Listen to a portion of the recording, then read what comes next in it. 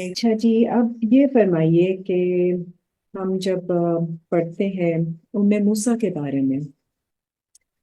सो उम्मे मूसा की तरफ वही की जाती है, कुरान में बताते हैं। जी और इसी तरह जिस तरह सूरह ताहा में है, आयत नंबर 78 में इसका रेफरेंस है जी, कि उम्मे मूसा पर वही की गई। इसी तरह हम जी देखते हैं शहद की मक्खी के लिए भी उस पर भी वही की गई। सूरह नहल आयत नंबर 68 है। और हम्म। इस तरह रसूल और अंबिया पर भी वही की जाती है। तो इसमें कोई मुश्तरका लायहा अमल है जिसकी तरफ इशारा किया जा रहा है? वजाहत कीजिएगा प्लीज।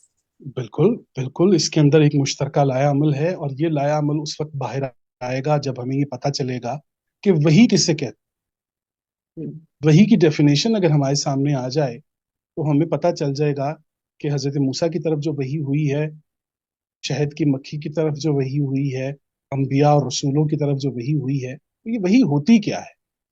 देखिए, वही कहते हैं वो रहनुमाई, वो रहनुमाई कि जिसके जरिए दूसरों को हयात हासिल हो जाए।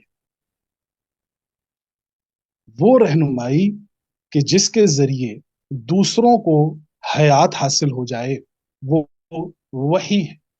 खुद वही के लफ्ज में आपको हय्युल कय्यूम दिखाई देगा, हयात देने वाला दिखाई दे, हय्युल कय्यूम दिखाई दे।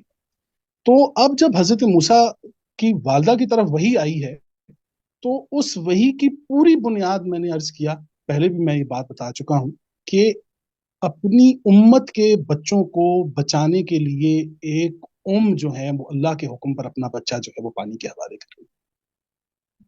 मतलब इसमें भी मकसदियत दूसरों की जिंदगी है। बनी इसराइल को बचाना मकसूद है, उसकी उस कौम और नस्ल को बचाना मकसूद है। अच्छा, अब शहद की मक्खी की तरफ आप आ जाइए।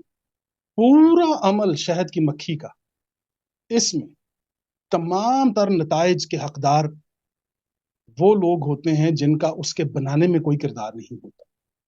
यानी उस शहद की मक्खी का भी सारा अमल दूसरे इंसानों के लिए होता है, दूसरों को शिफा देने के लिए। इसी तरीके से अंबिया और रसूलों को जब आप देखेंगे तो उन पर भी जब वही आती है, तो सारी जिंदगी एक नबी दूसरों की खातिर जिंदगी गुजारता है, एक रसूल दूसरों की जिंदगी आसान करता है, मुर्दा लोगों के अंदर जिंदगियां फूंकता है। तो ये है जी वही। तो वही कहते हैं अ, वो रहनुमाई कि जिसके जरिए हयात हासिल हो जाए। तो ये इन तीनों में एक मुश्तरका लाया अमल है जो इन तीनों अमल के अंदर आपको दिखाई देगा। बहुत अच्छा जी।